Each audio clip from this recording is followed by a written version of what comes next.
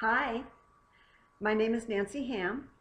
I am the creator and the founder of Gentle Ventures Training Centers.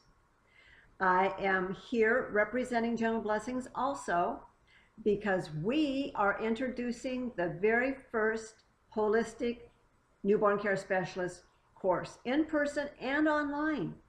So we're really happy to throw that out to you and tell you a little bit about it, because a lot of people are like, what is it, a holistic course? How is it different from the regular NCS basic course? Well, the first thing I have to tell you is it's not.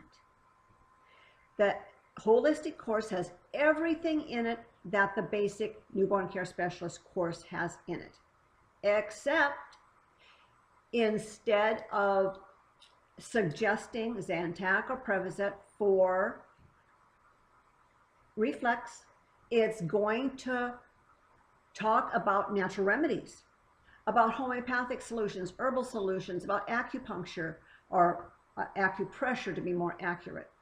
So that's kind of what the holistic course does. It incorporates more into it than the regular newborn care specialist course does.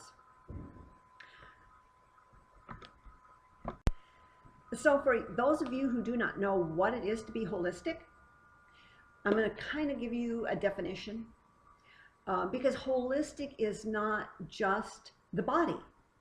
Holistic incorporates the body, the mind, and the spirit. So it takes all of those things into your reasoning before it gives you an idea what remedy you want. So let's just say that you are going to a healthcare provider that is just like a pediatrician with a baby. They're going to look at the baby and they're going to say, okay, the symptoms are this, so this is what's wrong. If you take the baby to a naturopath, they will also look at the symptoms, but they're going to be more specific on the symptoms. For instance, if the baby has a, let's just say a cold, okay, then they're going to look at what kind of cough is it. They're going to look at what makes it better, what makes it worse. They're going to go into a lot of different aspects of the baby before they decide on the remedy. Now, not so much emotional, although it can be emotional for a baby also, because babies really feed off of their parents. So it can be totally emotional for a baby. But the naturopathic practitioner is probably going to ask the client, the parent, so what's going on in the home? Is there a lot of stress in the home? Because babies pick up on everything. So a naturopath is going to go more into the emotional for a baby also. They are finding more and more that emotions are causing illnesses. So if you're all stressed out, the chances are more that you will have something like digestive problems, fertility problems, urinary tract problems, and immune problems if you're stressed out all the time. So that's kind of what holistic is compared to your general practitioner and how he looks at the baby. A holistic naturopath, that's kind of an oxymoron, is going to look at the whole person and the individual person. She's not going to give, if 5 people come in with the flu, they're probably, every one of them is going to leave with a different remedy, because they look at the whole person. So anyway, here are some of the things that we offer as modalities for our holistic course. So the first one that we offer is homeopathy. Now, homeopathy is my all-time favorite. I have seen homeopathic remedies do amazing things, not only with my body and myself, but for people that have used it. It is a form of alternative medicine. It was created by Samuel Hahnemann back in the 1800s. It is used quite extensively in Europe. As a matter of fact, if I'm not mistaken, and I don't think I am, the Queen has a homeopathic physician that she uses. So it's more accepted over there than it is here. And I I have studied homeopathy. I took 1,800 hours in the early 2000s, and I also studied acupuncture. Homeopathy is my thing. Acupuncture is not my thing. I know where the points are. I'm not interested in doing it. I have it done to myself, and I will use acupressure on a baby if I feel that it is necessary, and Mom agrees, obviously. And that's one of the modalities that is actually used in this book. We tell you where the points are, and we tell you how to use them. For instance, let me see if I can get my hand up here. There it is. Okay, there is a point, and it's right here, right there, that if you press it really hard, it hurts. And usually you just grab it like this and press, and it hurts, and it's called the pain point. So if you're ever in pain, like a headache or right there, you press that and hold that. And that blocks the pain. Like for a headache, it'll block your headache. It's really cool. So the acupuncture or acupressure can be used, for instance, all the acupressure or acupuncture points are on either side of your spine. So when you do a baby massage, you just run your fingers up and down like this, up and down the spine a few times, and you're hitting all the acupressure points or all the acupuncture points. And what it does, it stimulates the immune system, it gets your channels open and gets the chi moving, and it is just, it's an amazing modality to use. However, homeopathy is the one I prefer. Now, homeopathic remedies can be made from anything. Anything. They can be made from the air. They can be made from a piece of concrete. They can be made from any kind of food. They can be made from any kind of virus. They can be made from any kind of anything. Because all homeopathy is a vibration. It's a vibration. There are no actual particles in a homeopathic remedy. Homeopathic remedies will go from a potency of 3C or 3X all the way up to the hundreds of millions. The lower the potency, the 3 to the 30X or C, is going to be for an acute condition. In other words, if you sprain your ankle, or you get a bad cut, arnica is going to be the first thing you're going to look at. Arnica is fabulous for anything that's strained, bruised, torn, anything. You can use arnica. I carry it with me when I go hiking. And many times I've been hiking down the trail and turned my ankle. And right away I put a drop of arnica in my mouth. I've never come home with anything that is painful at all, ever. So arnica is always one of the first things that I have in my bag. I carry it with me every place. It's an amazing homeopathic remedy. So I would use the potency anywhere from 3 to 30. Now that would come in a 3, a 6, a 12, a 15, and a 30. Those are the potencies that it would come in. And you can use anything in that range. 30 is what's called the balancing potency. So it balances between mind and physical. So let's just say that somebody in your family dies, or you experience a death or something really traumatic, a traumatic car accident or something.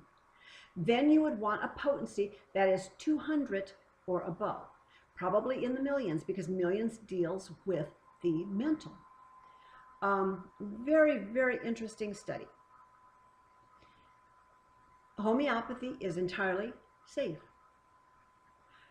There are a few obscure remedies that could be harmful, but it's nothing you can buy over the counter. It's nothing you can order over the internet. It would have to be something that you made up. And I'm going to have to take it back because I don't know what you can buy over the internet. You might be able to go on the dark web and buy some homeopathic remedies that could harm a person.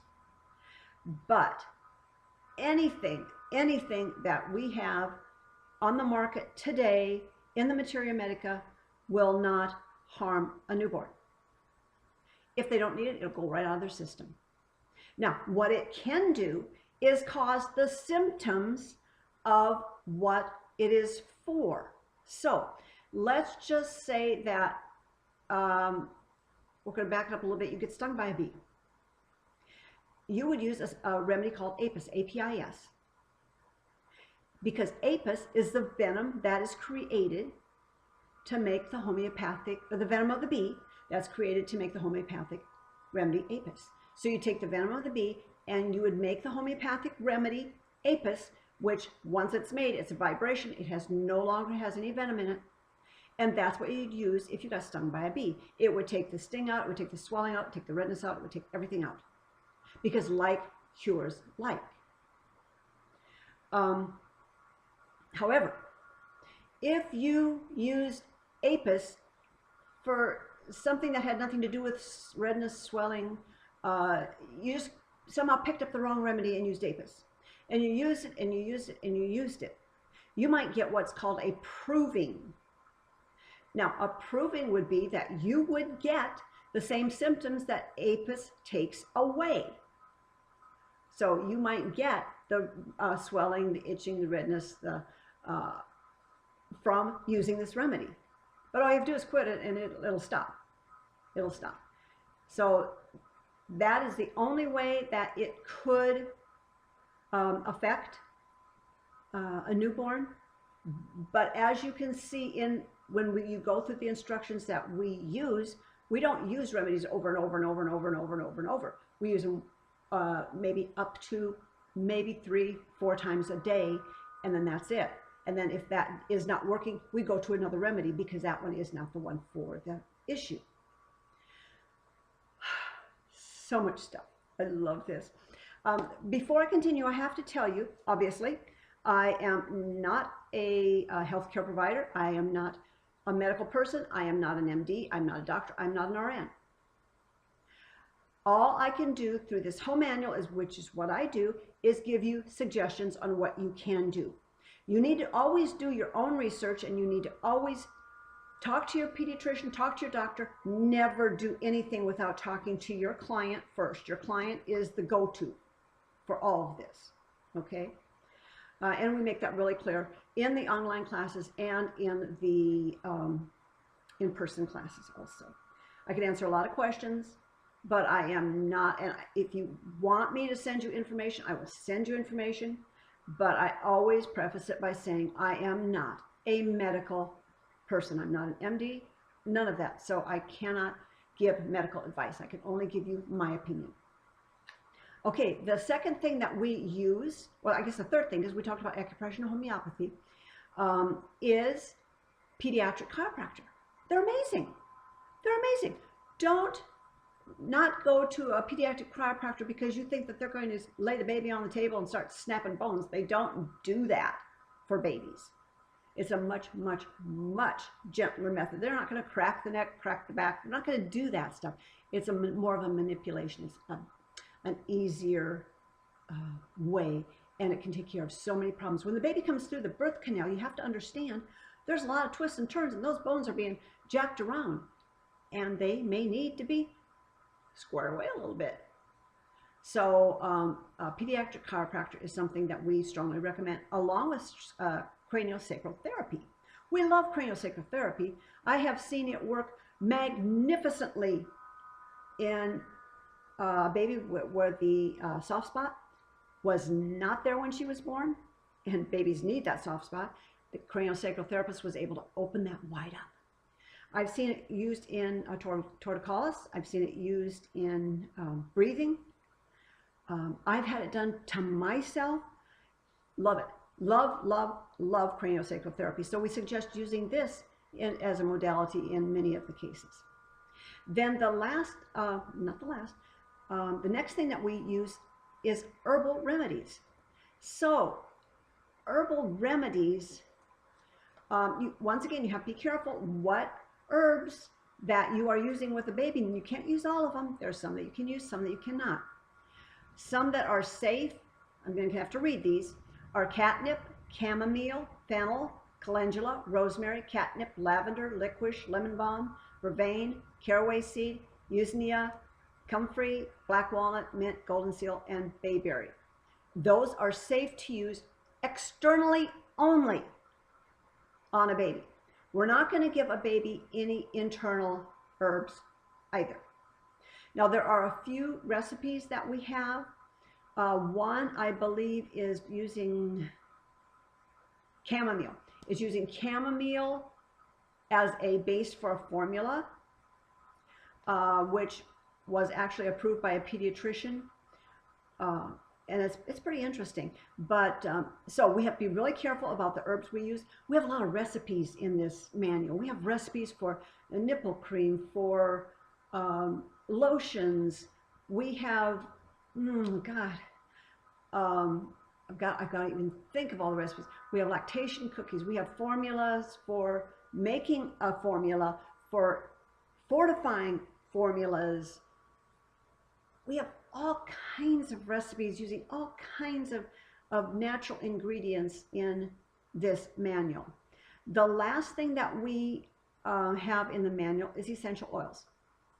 Now, essential oils is something that I am not as familiar with as I would like to be, so I've gotten some help with this. First of all, if you're going to use any essential oil on a newborn, the dilution has to be 400 to 1, which means 400 drops of an oil, which can be like an olive oil, avocado oil, jojoba, what else do we have? Apricot. My mind's kind of blank now. But you use any of those oils, but it has to be 400 parts oil to 1 part essential oil. So you have to be very careful. Then Deborah Rayburn, who is an internationally certified aromatherapist, says that these are the oils that are safe to use in that dilution for a newborn. Geranium, lavender, frankincense, myrrh, lemon, orange, ginger, Roman chamomile, dill, tea tree, and rosemary. So that kind of gives you an idea of the different modalities that we are using in this class to make it different. I am just finishing up right now the newborn care specialist, newborn nanny holistic class. So that will also be up very, very shortly. Thank you for listening to me, and I hope you learned something. If you have any questions, feel free to PM me, email me, call me. If you need any of that information, please just PM me, and I will be happy to share it with you. Have a good day. It's a beautiful day here in Arizona. It's going to be 87 today, one of the nicest days, so I'm looking forward to it. Bye.